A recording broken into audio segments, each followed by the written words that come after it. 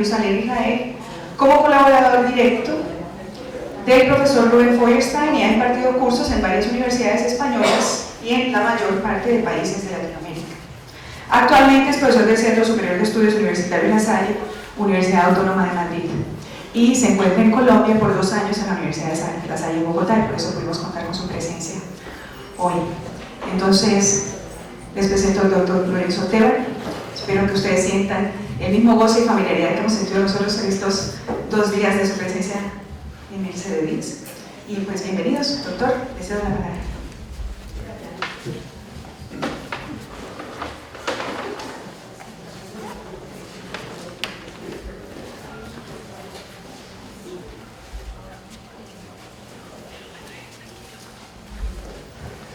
Buenas tardes.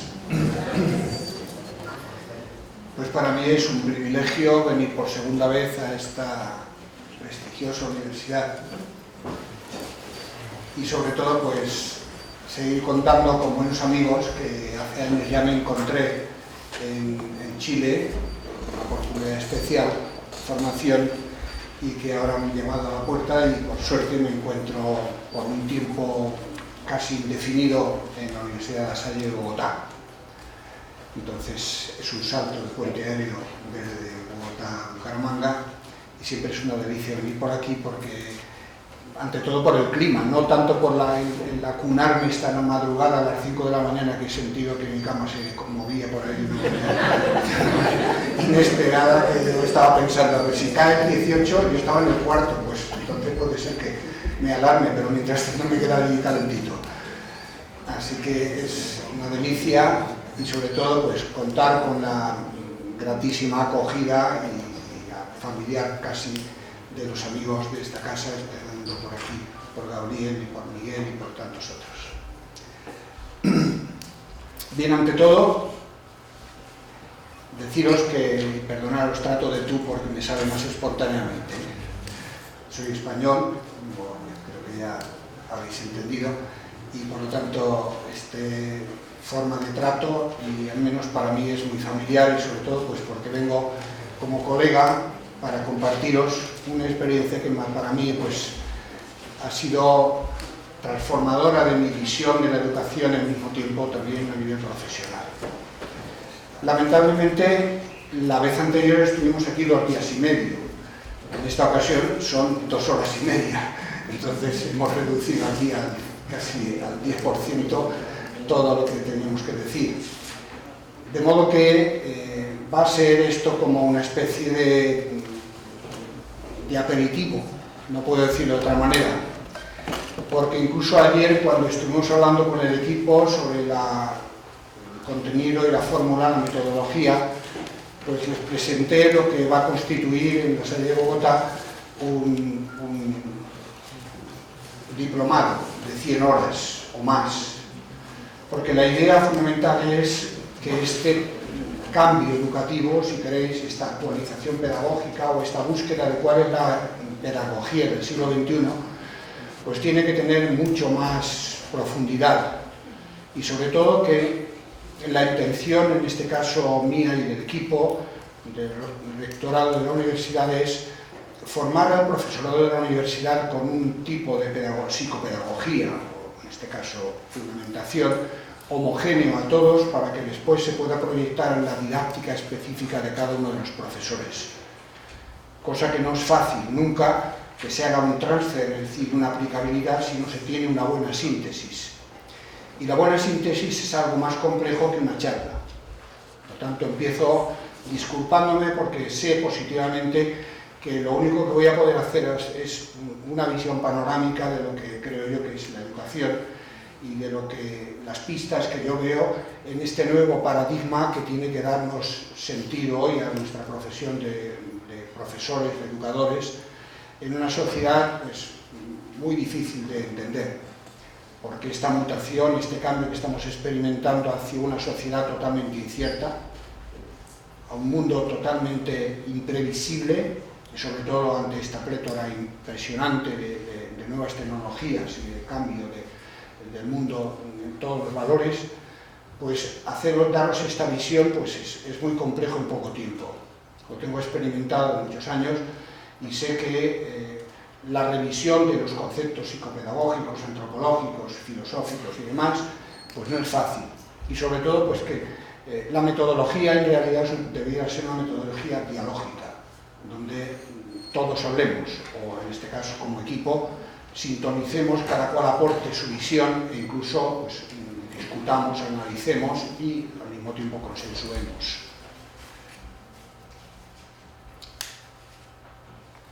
Yo tengo el PowerPoint ahí que lo voy a trabajar durante prácticamente 100 horas, entonces os podéis imaginar que esto es un desastre, es imposible, ¿no? Entonces voy a ir pasando algunas de las transparencias. Os han pasado algunas de las hojas que me han parecido interesantes. Empezando por la primera que tenéis todos ahí, y que me gustaría leerla, me he quedado sin ningún ejemplar, pero de cualquier manera, yo me lo sé, y voy a mirar un momentito con el vecino. Aquí tenéis una primera hoja que yo encontré leyendo a uno de los mejores teólogos del mundo, que sabéis que es Hans Küng, alemán, y que encontró este escrito, dice él, en un monasterio perdido, en un legajo por ahí, y que lo recogió porque aquí se expresa este binomio, o si queréis, tesis y antítesis, o dilemas, de con amor o sin amor, y entendiendo que la educación tiene que ser auténticamente una obra de amor. Una cosa es enseñar y otra cosa es educar. Creo que el reduccionismo que existe en este momento en el mundo educativo es reducir, o si queréis, simplificar todo lo que es educación a pura instrucción. Entonces creo que en eso está el fallo, porque definitivamente ni disfrutamos los educadores o los profesores, ni disfrutan los alumnos. Cuando lo hacemos nos convertimos en máquinas, queda todo aséptico y queda todo sin calor, sin pasión, sin entusiasmo. No despertamos sensibilidades y por lo tanto el conocimiento y el sentido de la vida no se llega a producir. Y esa es para mí, creo, una de las mayores y más nefastos ultrajes que se hace con la educación. Y por eso algunas de las transparencias veréis que vamos a recordar qué es educar, porque creo que lo que está faltando en este aspecto de la vida hoy es humanidad. Y humanizar la educación es fundamentalísimo porque estamos construyendo seres humanos y porque al mismo tiempo que estamos llenando las cabezas de conocimientos, estamos aportando sentido de la vida, o luces para que se encuentre sentido de la vida. Y despertar ese ser humano, ponerle antenas para que sepa captar hoy todos los valores y todos los ámbitos de la existencia, pues es enormemente complejo. De modo que es difícil intentar resumir tanto tema como vamos a ver ahora, pero al menos para que tengáis una pista y sepáis que hay soluciones a los problemas de la educación de hoy. Los grandes sistemas educativos de los países están recortándose muchísimo y están quedando casi cortos porque no van más allá de la transmisión de conocimientos y donde las evaluaciones, porque de alguna manera es eliminar gente, diezmar y al mismo tiempo discriminar. Y eso es realmente la salvajada que están haciendo los sistemas educativos. Están provocando pues, todo lo que existe en este mundo de violencia, de marginación, de fanatismo y de todo lo demás. Yo creo que no hay panacea, al menos yo lo he defendido en la UNESCO misma. A mí me gusta estar allí viviendo estos 8 últimos años y he participado con la Escuela Católica en Francia en representar a la Escuela Católica en la UNESCO. Y me atreví a decir que no hay solución en el mundo si no es por medio de la educación. No hay solución a los problemas de violencia, de racismos, de fanatismos y de reduccionismos que se están produciendo en este momento. Y donde, para mí, la figura fundamentalísima es la figura del educador. Y en este momento el problema número 1 que se encuentra, según el diagnóstico de la UNESCO, y aquí os traigo el folleto del artículo que si no os han pasado, pues os entregarán, que es la alarma que nos da la UNESCO diciendo que el problema número 1 de la educación se llama la desprofesionalización de la educación. Es decir, el abandono del profesorado. Este es el informe final de una reunión de los miembros de la UNESCO y de la OIT, Organización Internacional de los Trabajadores, de la 11ª reunión del 2012. Es decir, que este documento lo podéis encontrar en internet. Lo podéis encontrar. Con ese mismo título que decís, informe final, 11ª reunión del 2012 de la UNESCO, OIT. Lo sabe. Entonces vais a ver ahí una cantidad de datos enormes. Algunos autores han dicho que este problema, sobre todo en Europa, es el problema moral de Europa número 1. Que en Europa abandonen el profesorado. La última tesis doctoral que se ha trabajado en Bélgica, sobre todo, dice que el 40% del profesorado dimite, abandona la educación en los 5 primeros años. Se trata de un choque de trenes de los alumnos que llegan sin prepararse a la universidad y decepcionan no solamente a ellos mismos, sino a su propio profesorado, porque educarlo hoy es ir contracorriente. Los problemas de la universidad de aquí, estoy seguro, son idénticos de los de Bogotá y son idénticos de los de Europa. Una juventud muy manipulada, una juventud muy consumista, una juventud con mermadas capacidades de atención, de voluntad y de esfuerzo, de trabajo, etcétera, de motivación, y todo eso está dando, pues eso, que claudiquen muchísimo, sobre todo cuando se encuentran con dificultades. Y los retos que nos presenta la sociedad del futuro son enormes. De hecho, yo creo que la cualidad, o si queréis, el defecto mayor es que es una sociedad totalmente incierta. Hace 2 semanas, o si acaso un mes, yo veía como la Kodak despedía a 7.000 trabajadores. El Banco de Santander está hablando también de despedir a 3.000 trabajadores. Es decir, la informática gana puestos de trabajo y por lo tanto la persona se elimina. Cuesta menos una máquina que no trabajar, que no pagar la seguridad social y el salario de un buen profesional. Es decir, todo esto nos obliga a la formación y la flexibilidad mental, a formar a las personas para estar preparadas para superar la frustración. No sé si os enteraríais, yo estaba en ese momento en París, cuando la France Telecom llegó el fuerte ramalazo de la crisis económica, se suicidaron 35 personas en 2 meses. Se suicidaron 35 trabajadores de la France Telecom en 2 meses. ¿Qué pasa ahí? Pues pasa lo que estamos diciendo. Es decir, gente que no está preparada para este cambio rotundo. Si antes preparábamos para una profesión que iba a durar toda la vida, ahora se suele decir que el 50% de las nuevas profesiones del siglo XXI todavía están sin hacer. Y para esa flexibilidad y para esa disponibilidad de cambiar de profesión y de adaptarnos al nuevo mundo, es para lo que tenemos que formar en todos los niveles educativos.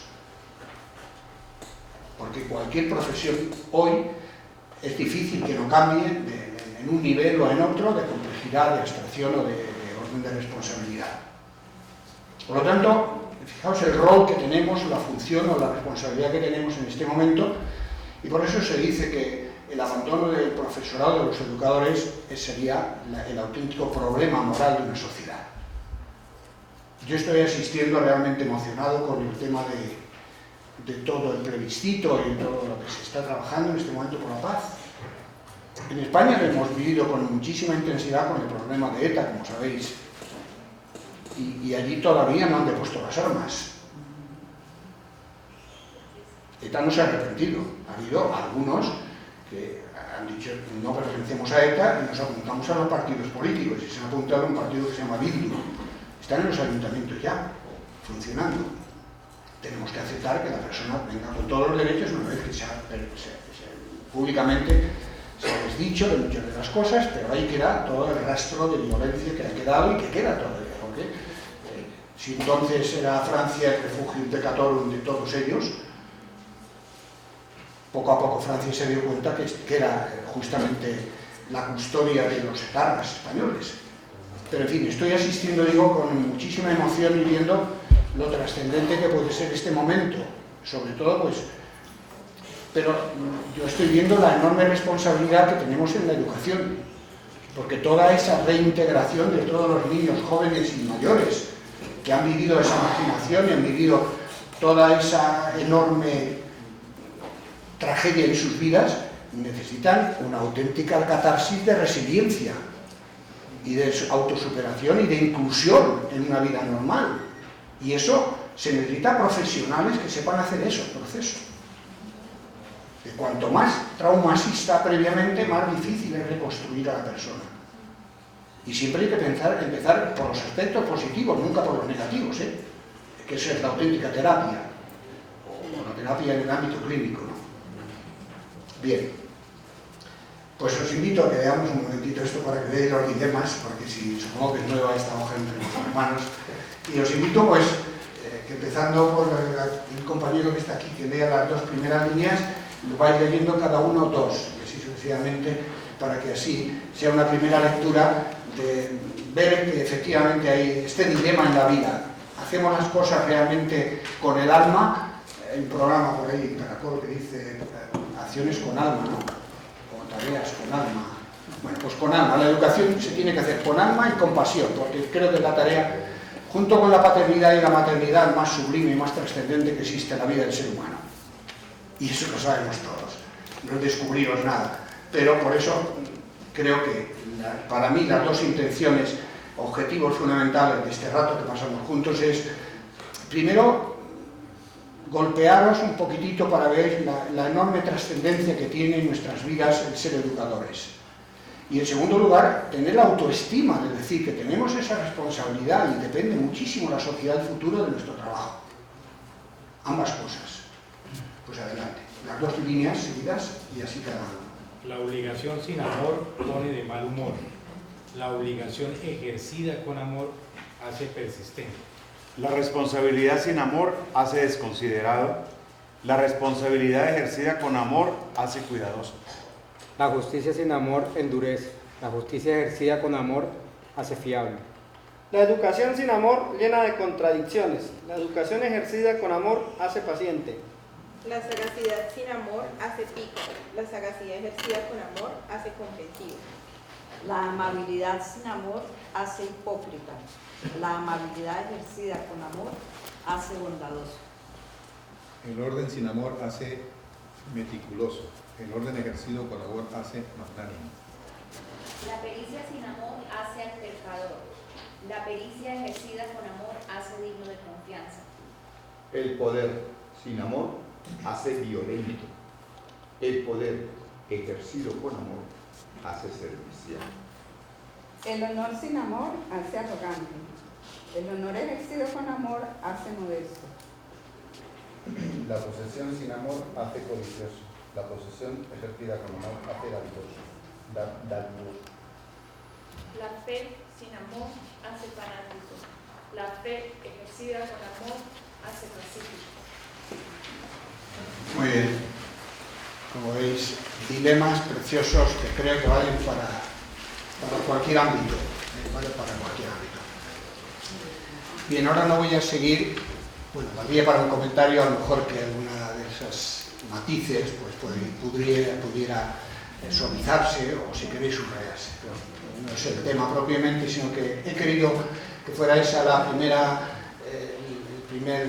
píldora, por así decirlo, porque creo que tiene una filosofía enorme y estamos sobre todo en revisar los principios, porque creo que la mejor praxis es una buena teoría. El problema de la educación hoy es que el paradigma de la educación está muy disperso. Los profesores, si no tienen esa fundamentación, no saben justificar el por qué están enseñando de una manera o de otra. Y no olvidéis que estáis formando gente que después se va a dedicar a la educación con menores, con jóvenes, con niños. Nadie sabe después cuál va a ser la evolución de todos los jóvenes que pasan por esta o por las universidades. Y por lo tanto, se necesita también tener una visión ecléctica y global de cómo enseñamos, cómo construimos educadores o formadores de otros. Porque el efecto multiplicador y trascendente que tiene una universidad justamente está en eso, en saber que de todos los jóvenes que van a salir aquí, muchos de ellos estarán formando a la juventud de este país, o de otros, ¿no? Y por eso creo que es interesante al menos esta reflexión, o partir de este principio, dentro de los muchos principios que tendríamos que ver. Ahí os he puesto unos cuantos, alguna hoja en la que pone principios, dilemas, etcétera, porque creo que lo difícil es es reexaminarnos a nosotros mismos y saber por dónde, cuál es nuestro sistema de creencias sobre la educación o sobre la enseñanza, que es nuestro oficio, que es nuestra tarea, ¿no? Nuestra misión. Pues bien, me voy a centrar, porque así tenéis imágenes y de esta manera, pues de alguna manera podéis vosotros al menos analizar o asimilar mejor. Las imágenes, creo que la cuestión del aprendizaje es cuestión de imágenes mentales. Somos transformadores y de todas las palabras y todos los estímulos que llegamos nosotros, al final tenemos nuestra imagen personal y son esas imágenes las que después perduran como el arsenal de contenidos y de conocimientos que poseemos. Bien, una primera idea es que el mundo está cambiando, como ya decía antes, 4 veces más rápido que lo hacen las escuelas, incluso las universidades. Se suele decir que tenemos escuelas o universidades del siglo XIX, profesores del siglo XX y los alumnos ya son del siglo XXI. Ahí hay unas murallas que se van tendiendo y que realmente nos hacen a veces distanciarnos de la realidad de los jóvenes que tenemos en las aulas, cuando eso tendría que ser lo esencial. Creo que la clave de toda la educación es lo importante, es siempre la persona del educando. Ni es el sistema educativo como tal, ni reglamentos, ni nada, ni los grandes edificios que tengamos, ni las grandes materias, ni los grandes libros, sino que es la persona que construimos, que formamos y que creamos como ser autónomo, capaz de aprender el resto de su vida, y ser el mismo que disfrute de la existencia. Pues bien, esta primera idea. Y después viene pues todo esto que realmente sería todo un análisis que tendríamos que realizar. Este creo que sería el primer trabajo que nos compete a cada uno de nosotros. Es decir, analizar qué tipo de joven, qué tipo de alumno tenemos en este momento en nuestras aulas. ¿A quién nos dirigimos? ¿Cuál es esa antropología? ¿Cuál es el impacto de la cultura en esos jóvenes de hoy? ¿Cómo vienen a nuestras universidades? ¿Qué lagunas tienen en su vida? ¿Qué problemas han vivido? Porque no olvidemos, estamos aprendiendo no solamente con la inteligencia de nuestro cerebro, sino con todas nuestras vísceras y con todo nuestro subconsciente y con todo nuestro ambiente que respiramos. Yo creo que es complejísimo todo esto. Las grandes variables que yo les decía, las profesiones imposibles. Las profesiones imposibles. Una de ellas, evidentemente, la educación, lo decía Freud. ¿Por qué? Porque hay tantas variables en el ser humano que difícilmente vamos a poder controlarlas. Es una profesión utópica, diríamos. ¿Por qué? Bueno, ahora lo revisaremos cuando hablemos de Vygotsky, cuando habla del desarrollo potencial. Entonces, como veis, yo lo he simplificado en 5 ámbitos que son los que realmente nos traen esta mutación a la sociedad, un cambio fundamentalmente socioestructural, donde las fronteras se han roto, donde la inmigración, donde las comunicaciones, etcétera, existe todo un mundo nuevo de relaciones. Han cambiado nuestras formas de relacionarnos. Yo creo que hace ya años que no mando un sobre escrito, sino que todo lo hacemos vía internet o vía email, etcétera. Segundo, un cambio socioestructural, es decir, estas redes que nos cambian totalmente nuestro mundo de contactos y demás. Entonces, esto determina una nueva forma de funciones de nuestra tarea educativa, donde en muchos casos se ha dicho, dice, pues una vez que llegue el computer o la máquina va a sustituir al profesor. Bueno, esto es una aberración impresionante. No entender el factor humano imprescindible en todo momento de la vida. Sabéis que existe una palabra que se llama la neotenia. La neotenia, igual que la cualidad fundamental del ser humano es la educabilidad, viene precisamente de la neotenia, es decir, aquella cualidad por la cual nosotros hemos nacido, que define que nosotros hemos nacido antes de tiempo. El ser humano es tan complejo que necesita estímulos externos, sobre todo la palabra, para poder desarrollar todas sus potencialidades. Y es el ser más indefenso de la naturaleza. Todos los demás, bichejos los que sean, inmediatamente que nacen siguen funcionando. Nosotros, imposible. Si no fuera por nuestros progenitores, nuestros padres, nuestra madre, ¿no? Y esa cualidad precisamente es la que nos obliga a ser educables, en el sentido de lo que decía Vygotsky. Dice, somos gracias a lo que los demás nos han ayudado a ser. La construcción social de la mente, nos construimos gracias a todos los inputs, a todos los estímulos, las oportunidades que nos dan los demás. Pero bien, como veis, un cambio socioestructural. Las estructuras del mundo están cambiando constantemente. Tercero, un cambio económico-laboral. Ya he dicho un ejemplo de cómo las grandes empresas, las multinacionales, la máquina sustituye a la persona, etcétera, etcétera. Traumas. El cambio axiológico-moral, un cambio axiológico de valores que fundamentalmente en quien más impacta es el más vulnerable, en los niños, en los jóvenes, aquellos que son más fácil presa de una sociedad de consumo, una sociedad consumista, una sociedad sin entrañas, que lo que le importa es que el individuo compre y para que el otro se enriquezca y tire adelante, ¿no? Bien, por lo tanto, ahí debería ir la tarea fundamental, el liderazgo de la familia. Y la mayor parte de problemas se reduce no solamente en la familia, sino sobre todo, si queremos cambiar una sociedad, los primeros que tenemos que cambiar somos los adultos. El problema que tiene la sociedad es la contradicción de todo lo que decimos y todo lo que hacemos de los adultos. Los jóvenes no nos creen. El mundo está en crisis, ¿por qué? Porque faltan modelos referenciales. Y todo lo que en realidad, esto es dentro de los ministerios de la Iglesia, hay uno que se llama el de martiría. El mártir es el testigo, es decir, y el de los educadores es ese mismo, es decir, el testigo es el que su palabra y su acción son coherentes. Y esto es la filosofía griega. El pensamiento tiene que ir al lado de la acción, si no, somos hipócritas. Entonces, no llegamos a convencer a los jóvenes, sobre todo, que son más críticos.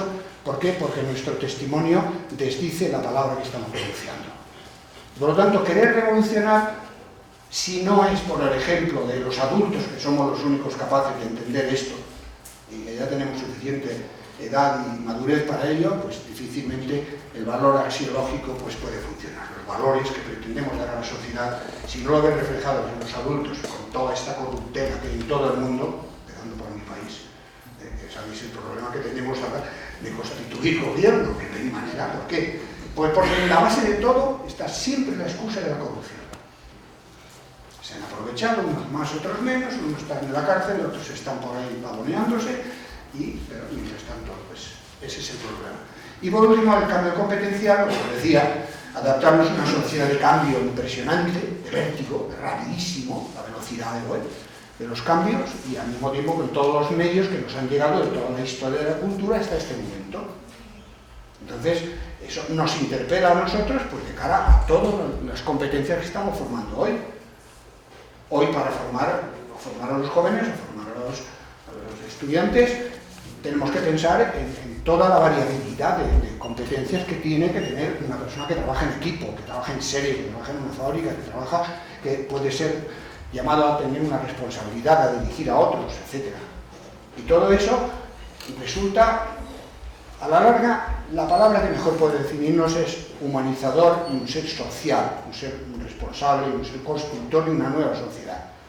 Dice, no tenemos que preparar a los jóvenes a una sociedad, sino que ellos ya empiezan a ser esa nueva sociedad. No construirla para después preparar para él, no, si desde ahora ya construirla, que ellos la vivan, porque yo creo que se aprende realmente haciendo, aprender haciendo, no es by doing, ¿no? Es decir, aprender haciendo. Y eso tiene que ser pues, una actividad de formación permanente para nosotros. Las muchas respuestas que ante los desafíos de la sociedad nos exigen estar en constante formación nosotros. Bueno, ya lo vemos, que si ahora la informática, que si los idiomas, que si después este aspecto psicopedagógico, de mediación.